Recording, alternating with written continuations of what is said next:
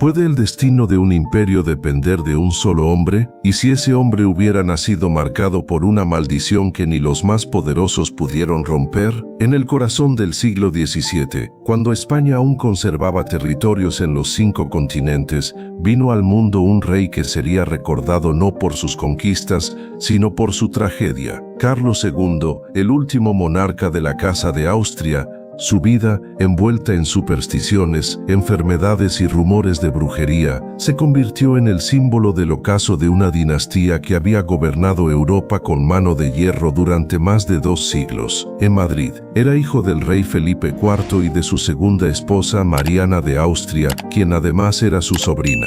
Este parentesco no era un hecho aislado. Durante generaciones, los Habsburgo habían practicado el matrimonio entre parientes cercanos para mantener la pureza de su sangre real. Sin embargo, lo que en el papel garantizaba poder y continuidad, en la práctica trajo consigo el deterioro genético de la familia. El llamado mandíbula de los Habsburgo, una deformidad facial característica de la dinastía, se manifestó de forma extrema en Carlos II. Su mandíbula inferior era tan prominente que apenas podía masticar o cerrar completamente la boca. Los médicos de la corte notaron desde el primer momento que algo no estaba bien con el recién nacido. Era débil, enfermizo y tardó años en poder caminar y hablar. Algunos cronistas, como el embajador francés Marquis de Villars, afirmaron que el niño no podía sostener la cabeza por sí mismo hasta casi los 4 años. En una época donde la religión impregnaba cada aspecto de la vida, muchos veían en su fragilidad una señal divina, o incluso una maldición. La reina Mariana, profundamente supersticiosa,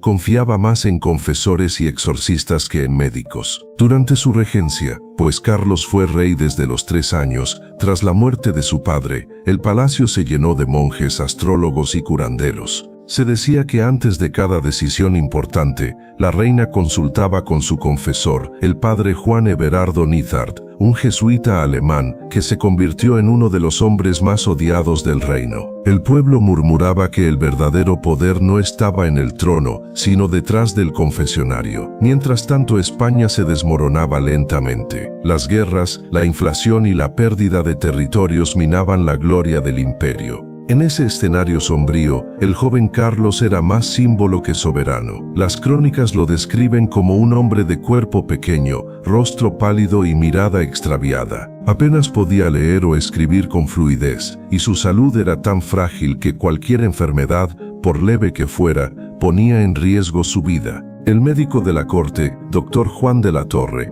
registró en sus informes repetidas fiebres, epilepsia, temblores y una infertilidad que más tarde se convertiría en la tragedia definitiva del reino. Carlos nunca podría tener hijos. Para los consejeros reales, aquello era más que un problema personal. Significaba el fin de la dinastía. Sin embargo, lo más inquietante de su historia no se limita a lo físico. A medida que crecía, comenzaron a circular rumores que hablaban de maleficios, conjuros y presencias malignas que lo atormentaban por las noches. Algunos cortesanos aseguraban haber escuchado ruidos extraños en las habitaciones del rey, y más de un sirviente juró ver sombras moverse alrededor de su cama mientras él gritaba en sueños. En el siglo XVII, la frontera entre la medicina y la superstición era difusa. Los mismos médicos que diagnosticaban sus males sugerían que podía haber influencias demoníacas. Se decía que Carlos estaba hechizado, víctima de un conjuro que lo había condenado a la debilidad, la impotencia y la locura. La palabra hechizo comenzó a circular por la corte, y con ella, el miedo. Uno de los episodios más comentados de su infancia fue la muerte súbita de su hermano mayor, Baltasar Carlos, quien había sido el heredero legítimo antes que él. Los partidarios del príncipe muerto aseguraban que el linaje estaba maldito, mientras que los defensores del joven Carlos afirmaban que era un elegido de Dios, puesto a prueba. En ambos casos la explicación era sobrenatural. Cuando Carlos cumplió 15 años, los embajadores europeos coincidieron en algo: el rey no parecía apto para gobernar. En sus cartas al extranjero, describían a un joven retraído, incapaz de mantener conversaciones coherentes y completamente dependiente de su madre. El embajador francés, Saint-Simon, escribió: parece más un espectro que un monarca, un pobre ser más digno de compasión que de respeto. Para intentar asegurar la sucesión, en 169, Mariana de Austria organizó el matrimonio de su hijo con María Luisa de Orleans, sobrina del rey Luis XIV de Francia. La boda, celebrada con gran pompa, fue vista como un intento desesperado por revitalizar la línea de los Austrias, pero pronto el fracaso fue evidente. María Luisa, hermosa y culta, intentó ganarse el cariño del pueblo y de su esposo, pero Carlos, enfermo y débil, no pudo consumar el matrimonio. Los rumores se desataron. Se decía que una fuerza invisible lo había privado de su virilidad. Los consejeros comenzaron a murmurar sobre brujas y maleficios. Algunos señalaban a la reina madre, otros a los enemigos de la corona. Incluso se decía que María Luisa había sido víctima de un hechizo para esterilizar al rey. Los exorcismos se volvieron frecuentes en palacio. Los frailes, convocados en secreto, recitaban oraciones durante horas, mientras el monarca pálido y tembloroso se retorcía de dolor. Entre los años 1060, la Inquisición, aún poderosa, veía en el sufrimiento del rey una señal del combate entre el bien y el mal. Se instruyeron procesos secretos, se interrogaron a sirvientas y curanderas, y varios fueron acusados de haber trabajado con las artes del demonio contra el rey. Ninguna prueba concreta apareció, pero el miedo se apoderó del país. Mientras tanto, la salud de Carlos empeoraba. Los informes médicos mencionan caídas de cabello, pérdida de visión y audición, problemas digestivos y ataques de melancolía. Algunos historiadores modernos, como John Lynch y Henry Kamen, sugieren que padecía una combinación de enfermedades genéticas producto de la endogamia, incluyendo probable hipopituitarismo y disfunción tiroidea. Pero en el siglo XVII, esas explicaciones científicas no existían. Lo que la gente veía era un rey que se descomponía ante sus ojos y que, según decían, estaba siendo devorado por una maldición. A pesar de su debilidad, Carlos mostraba momentos de lucidez. En algunos documentos firmados de su puño y letra se percibe una sincera devoción religiosa. Pasaba largas horas rezando, convencido de que su sufrimiento era una prueba divina. Algunos cronistas aseguran que lloraba durante las misas, pidiendo perdón por los pecados de sus antepasados. Y en cierto modo, parecía cargar sobre sus hombros el peso de todas las culpas del imperio. Para 160, el reino se mantenía más por inercia que por liderazgo. Las decisiones las tomaban los ministros, mientras el rey vivía aislado, rodeado de reliquias, santos y exorcistas. Pero el misterio estaba lejos de terminar. En los próximos años, la muerte de su esposa y la aparición de una figura enigmática, una mujer acusada de brujería, encenderían una tormenta de superstición y miedo que cambiaría para siempre la historia de España. El año era 160. España parecía vivir un silencio contenido, un eco de glorias pasadas que resonaba en los pasillos del Alcázar de Madrid.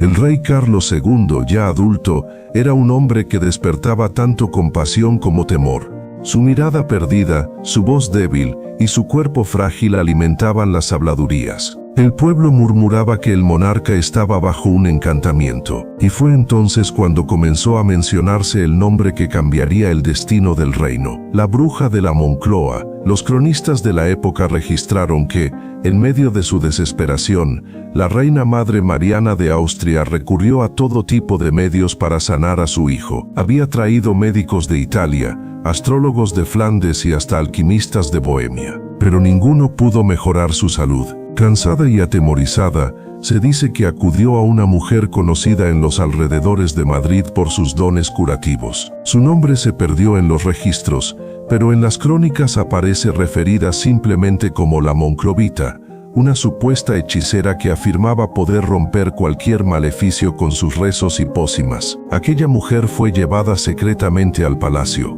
En una noche de luna creciente, entró en la habitación del rey. Se dice que colocó velas bendecidas y recitó oraciones antiguas mientras el joven monarca dormía. Algunos sirvientes aseguraron haber visto sombras moverse sobre las paredes y escuchar el sonido de una voz que no pertenecía a ninguno de los presentes. Cuando terminó el ritual, la mujer afirmó algo que heló la sangre de todos los que la escucharon: Su Majestad está embrujado y su alma está atada por un mal deseo. Esa frase se propagó como fuego. Los consejeros reales comenzaron a investigar discretamente, Pronto apareció otro nombre en los informes, la duquesa de Terranova, una dama italiana cercana a la reina María Luisa. Según los rumores, la duquesa había traído consigo objetos extraños desde Nápoles y mantenía reuniones secretas con mujeres de reputación dudosa. Algunos ministros sospechaban que era ella quien había lanzado el supuesto hechizo sobre el rey. El confesor de Carlos, Fray Froilán Díaz, fue uno de los primeros en apoyar la teoría del embrujo. En cartas que más tarde serían utilizadas por la Inquisición, escribió que durante las confesiones, el monarca manifestaba síntomas de perturbación espiritual y aseguraba sentir una presencia que lo seguía día y noche. El fraile llegó a convencer al rey de que su enfermedad no era de este mundo. En 1698, el propio Carlos ordenó una investigación formal sobre su supuesto hechizo. Este proceso, documentado por el historiador Benito Feijó, fue uno de los casos más insólitos en la historia de la monarquía española. Se nombró un tribunal secreto compuesto por sacerdotes y teólogos, entre ellos el padre Álvarez de Argüelles, que debía determinar si el rey era víctima de brujería. El tribunal se reunió en el monasterio de El Escorial. Allí, después de examinar el cuerpo y los objetos personales del monarca, se declaró oficialmente que Carlos II estaba hechizado. Según el informe, durante una misa especial se habrían hallado restos de polvos sospechosos en su ropa de cama y figuras de cera con su rostro enterradas bajo el altar del palacio. La noticia fue mantenida en secreto, pero pronto llegó a oídos del pueblo. La iglesia y la corona se sumieron en un dilema: ¿cómo liberar a un rey embrujado? La respuesta fue tan extrema como el miedo que la provocaba. Se autorizó la intervención de exorcistas reales. Durante semanas los frailes franciscanos y dominicos realizaron rituales en los aposentos del rey. Las oraciones se prolongaban durante horas, y Carlos, exhausto, lloraba desconsoladamente. Creía de verdad que su cuerpo estaba poseído por el mal. El propio Fray Froilán Díaz afirmó que, durante uno de los rituales, el rey entró en trance y habló con voz ajena, suplicando que lo liberaran. Esta afirmación fue registrada en las actas del Santo Oficio, hoy conservadas en el archivo de Simancas. Aunque los historiadores modernos dudan de la veracidad literal de esos hechos,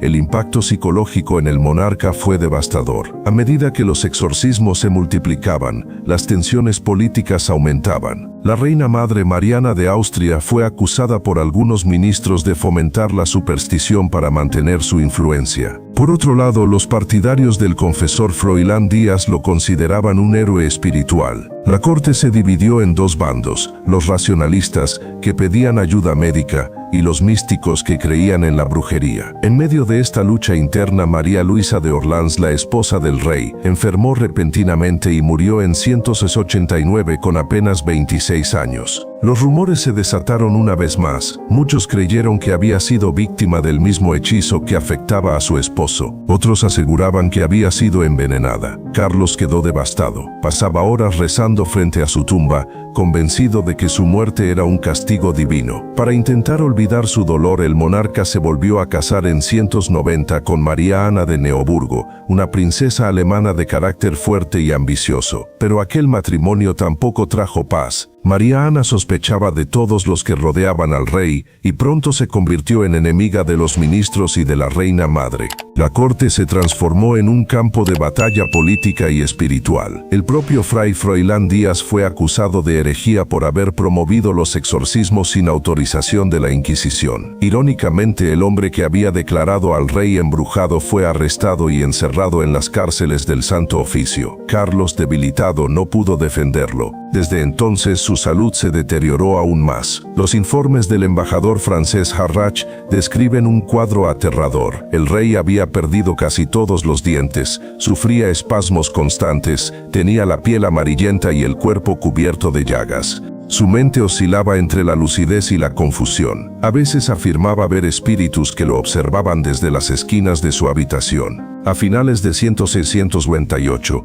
desesperado, Carlos ordenó abrir la tumba de su antepasado Felipe IV para pedir su intercesión. Los testigos narraron que el rey cayó de rodillas ante el féretro y sollozó diciendo: «Padre mío, perdóname, porque no puedo con esta carga». Esa imagen quedó grabada en la memoria de los presentes como el retrato final de un hombre consumido por el peso del destino. Los últimos años de su vida fueron un calvario. No podía comer sólido, apenas dormía, y su cuerpo parecía apagarse lentamente. Aún así seguía obsesionado con el supuesto hechizo. Mandó llamar a monjes de Toledo, Salamanca y Ávila, todos expertos en artes de limpieza espiritual. Ninguno pudo aliviarlo. En 1699, el Consejo Real recibió un último informe del médico Francisco de Jesús, que afirmaba: «El cuerpo de su majestad parece deshecho por dentro, su estómago no digiere, su corazón late sin ritmo y su sangre carece de fuerza». Era una descripción médica, pero también poética de un imperio que agonizaba junto con su rey. El 1 de noviembre de 1700, a los 38 años, Carlos II de España murió sin dejar descendencia. Su última voluntad fue pedir que su cuerpo no fuera embalsamado, sino examinado, para que se sepa qué fuerza me consumió. Los médicos que realizaron la autopsia dejaron constancia de algo estremecedor. El cuerpo estaba extremadamente delgado, el corazón era del tamaño de una nuez, y en su cráneo hallaron agua oscura. Nadie supo explicar del todo lo que vieron. Con su muerte terminó la dinastía de los Austrias en España. El trono pasó a manos de Felipe de Anjou, nieto de Luis XIV, iniciando la Casa de Borbón. Pero en la memoria del pueblo quedó una leyenda, la del rey embrujado, el monarca que fue víctima de fuerzas que nadie logró comprender del todo. Hoy los historiadores coinciden en que la vida de Carlos II fue el resultado de siglos de endogamia, negligencia médica y una corte dominada por la superstición. Pero incluso con toda la ciencia moderna, su historia sigue generando escalofríos. Porque a veces la línea entre la enfermedad y la maldición es más delgada de lo que parece.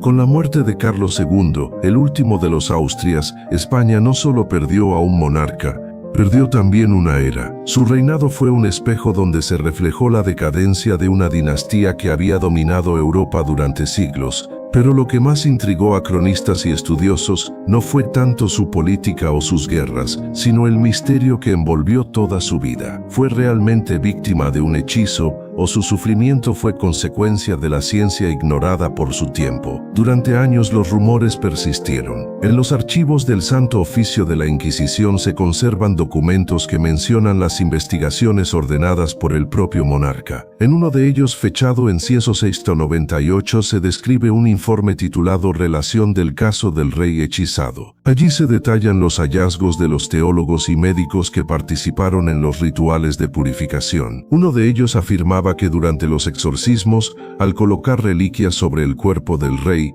este se retorcía con un dolor inexplicable. Otro escribía que al santiguarlo, su respiración se cortaba y su rostro se transformaba como si algo invisible lo oprimiera. Estos testimonios fueron considerados en su época como prueba de una posesión. Pero hoy, a la luz de la historia, podrían explicarse como síntomas de las enfermedades genéticas que padecía. El informe de la autopsia realizado tras su muerte reforzó esta teoría. Se decía que su cuerpo estaba tan consumido que parecía un esqueleto, que su corazón no pesaba más que una nuez y que en su cráneo se halló agua negra, posiblemente señal de una hidrocefalia. La endogamia de los Habsburgo, documentada en estudios modernos, alcanzó en Carlos II su punto crítico. Investigaciones genéticas del siglo XXI, como las del historiador José Antonio Escudero y del genetista Gonzalo Álvarez, demostraron que el rey tenía una consanguinidad equivalente a la de un hijo de padres hermanos. Es decir, la acumulación de genes repetidos a lo largo de generaciones había provocado una combinación mortal de dolencias hereditarias. Esto explicaría su infertilidad,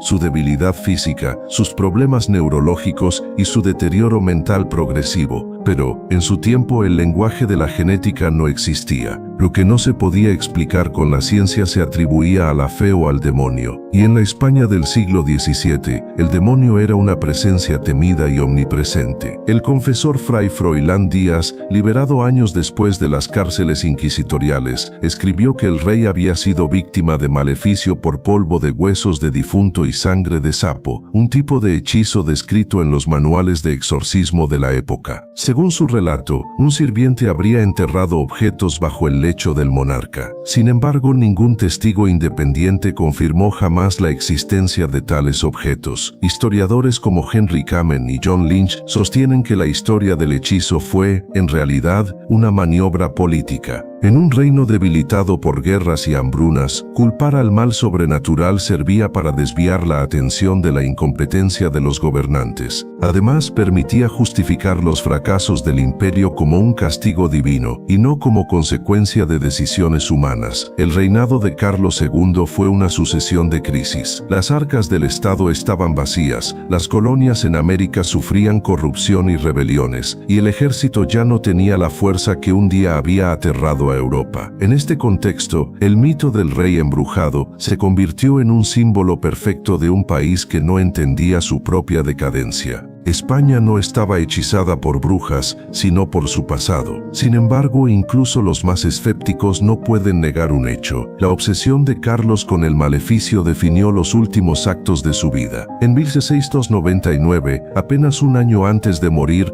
mandó llamar a un fraile dominico que aseguraba poder descubrir quién lo había embrujado. Este fraile, llamado Mauro Telles, le presentó un informe espeluznante. Según él, el hechizo había sido realizado por orden de una mujer de la corte, con la intención de acabar con la línea de los Austrias. Carlos escuchó el documento completo, temblando, y luego con voz débil dijo: «Sea quien sea, que Dios la perdone. Pero si el mal está hecho, que se cumpla su designio». Esa resignación resume toda su existencia. Un hombre rodeado de poder que jamás lo tuvo realmente. Un rey que gobernó sin gobernar. El día de su muerte, el 1 de noviembre de 1700, Madrid amaneció en silencio. El repique de las campanas anunciaba el fin de una dinastía. Su cuerpo fue velado en el monasterio de El Escorial, junto a los restos de sus antepasados. Allí los monjes observaron con asombro el cuerpo inerte del rey. Uno de ellos escribió en el registro mortuorio: «Parecía un niño envejecido, un alma que nunca perteneció del todo a este mundo». Cuando se abrió su testamento, la noticia cayó como un trueno en Europa. Carlos II designaba como heredero al duque Felipe de Anjou, nieto del rey francés Luis XIV. Aquella decisión provocó la Guerra de Sucesión Española, un conflicto que cambiaría el mapa político del continente. Francia y España se unieron bajo la misma casa, los Borbones, mientras las potencias europeas se alzaban para evitar el dominio total de Luis XIV. Así, la muerte de Carlos no solo cerró una historia personal trágica, sino que desencadenó una guerra que duraría más de una década. En cierto modo, su maldición se extendió más allá de su tumba. Durante el siglo XVIII, los filósofos ilustrados ridiculizaron la historia del hechizo. En su Teatro Crítico Universal, Benito Jerónimo Feijoo escribió: «No hubo tal maleficio, sino ignorancia. No hubo demonio, sino enfermedad». Sus palabras fueron las primeras en desmontar oficialmente el mito. Pero pese a los avances de la razón, el relato sobrevivió entre el pueblo. Aún hoy, en los pueblos de Castilla, se cuenta que el alma de Carlos II vaga por los pasillos del Escorial, buscando redención por los pecados de su sangre. El mito del rey embrujado también dejó huella en la cultura popular. Pintores, escritores y dramaturgos retomaron su figura como símbolo del fin de una era. En el siglo XIX, el romántico José Zorrilla lo mencionó como ejemplo de la maldición del poder. En el siglo XX, historiadores como Gregorio Marañón estudiaron su biografía médica, describiéndolo como el triste producto de un experimento dinástico sin piedad. Pero más allá de la ciencia y el mito, hay un elemento que sigue fascinando: la soledad del poder. Carlos II vivió rodeado de cortesanos, pero profundamente aislado. Amó sin poder amar, reinó sin poder reinar y murió sin dejar un legado tangible, salvo el de su propia tragedia. El supuesto embrujo fue, en realidad, un reflejo de su tiempo. En una sociedad dominada por el miedo a lo invisible, la enfermedad era vista como castigo, la infertilidad como pecado y la debilidad como señal del mal. Carlos fue la víctima perfecta para esa mentalidad. Su cuerpo enfermo y su alma atormentada se convirtieron en el escenario donde la fe y la ignorancia libraron su última batalla. Hoy, cuando se estudia su vida, los historiadores coinciden en algo: Carlos II no fue un monstruo ni un loco, como algunos lo llamaron, sino un ser humano atrapado entre dos mundos, el de la superstición medieval y el de la ciencia moderna que apenas comenzaba a despertar. Su historia nos recuerda que incluso los más poderosos son vulnerables cuando la verdad se confunde con el miedo. La caída de los Austrias no fue causada por una bruja, sino por siglos de decisiones equivocadas, orgullo dinástico y negación de la realidad. Pero en el imaginario colectivo, la figura de Carlos II sigue siendo la del rey embrujado, un símbolo eterno de la fragilidad humana frente a los misterios que no logramos entender. Y así termina el relato del monarca que vivió prisionero de su cuerpo y de su destino. Un hombre que, pese a reinar sobre un imperio, nunca pudo gobernarse a sí mismo. Con eso dicho, si esta historia te pareció interesante, dale like, suscríbete y compártela con tus amigos para que más personas conozcan la verdad detrás del misterio de Carlos II, el último de los Austrias. Tras su muerte, la figura de Carlos II de España no desapareció con el silencio de las campanas del Escorial. Al contrario, se transformó en leyenda, una leyenda alimentada por los rumores, las cartas secretas, los informes de embajadores y los documentos del Santo Oficio. En ellos se narraban episodios tan inverosímiles que para los hombres de ciencia del futuro parecían más propios de la superstición que de la historia. Pero en la España del siglo XVII, esos hechos fueron considerados absolutamente reales. Uno de los capítulos más impactantes en esos archivos fue el de los exorcismos reales.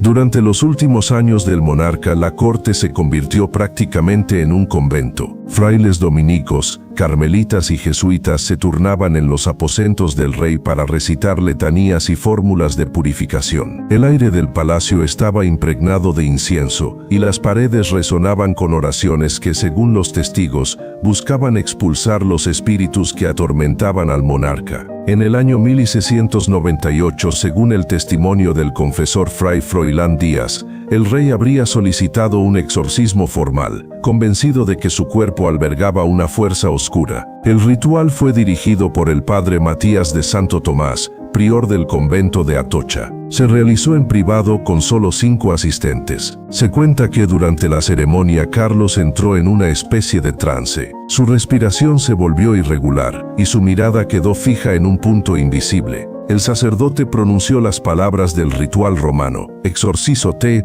omnis spiritus immunde.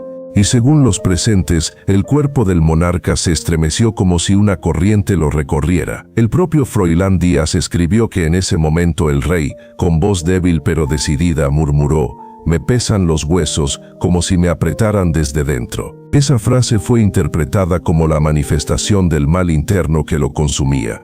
Los testigos afirmaron que después de aquello el monarca lloró y pidió confesión. Pasó el resto de la noche rezando en silencio. Los rumores del exorcismo se filtraron rápidamente entre los cortesanos. En una carta enviada al embajador francés Marqués de Harcourt, fechada en marzo de 1698, se lee: «Nuestro rey ha sido purgado del demonio, pero su cuerpo sigue débil. Los médicos nada pueden hacer y los frailes dicen que el mal viene de más lejos que de este mundo». Esa frase se convirtió en el comentario más repetido en los salones de Europa. Algunos diplomáticos, como el enviado del Papa Inocencio XII, expresaron su preocupación por el exceso de fanatismo en la corte española. Pero el miedo podía más que la razón. Los ministros estaban divididos entre quienes querían seguir los rituales y quienes pedían aplicar remedios médicos. Sin embargo, el propio monarca prefería a los religiosos, confiaba en ellos más que en los hombres de ciencia. Una segunda sesión de exorcismo se realizó en el monasterio de El Escorial, a puertas cerradas. En los registros del convento se indica que el ritual duró 3 días. El rey apenas comió y, según los monjes, tenía una mirada ausente, como quien ve lo que los otros no pueden. Al tercer día pidió que le acercaran un crucifijo y lo abrazó con fuerza, repitiendo, si he de morir, que sea limpio de toda sombra. El historiador Juan Antonio Llorente, quien en el siglo XIX tuvo acceso a parte de los documentos de la Inquisición, afirmaba que el informe final del exorcismo concluía con estas palabras: no se halló prueba del demonio en el cuerpo del rey, pero su alma quedó en paz después de las ceremonias. Es decir, no había evidencia sobrenatural, pero sí una profunda necesidad de creer en ella. Mientras todo esto ocurría, los embajadores extranjeros enviaban informes alarmantes a sus países. El representante de Inglaterra, Lord Stanhope, escribió en una carta al rey Guillermo III: en Madrid gobierna el miedo. Se exorciza al monarca mientras los ministros discuten sobre fantasmas. El imperio se deshace, pero todos miran al cielo esperando señales. Estas palabras resumen el clima político de la época: superstición, agotamiento y desesperanza. El pueblo, por su parte, veía en el sufrimiento del rey una especie de expiación colectiva. Se organizaron procesiones, rezos públicos y misas en su nombre. En las iglesias los sacerdotes afirmaban que Dios estaba purificando España a través del dolor de su soberano.